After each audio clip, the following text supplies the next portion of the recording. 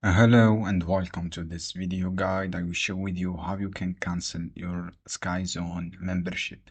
So if you want to cancel your membership, follow me in this guide. Go to Google, search for cancel SkyZone membership.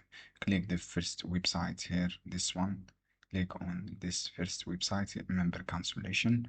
You will see this page. As you can see here, you will see this page. When this page scroll down, click here. This form, click here. You will see redirected to the membership cancellation forum. And this one, click use the location from here, Canada, click next.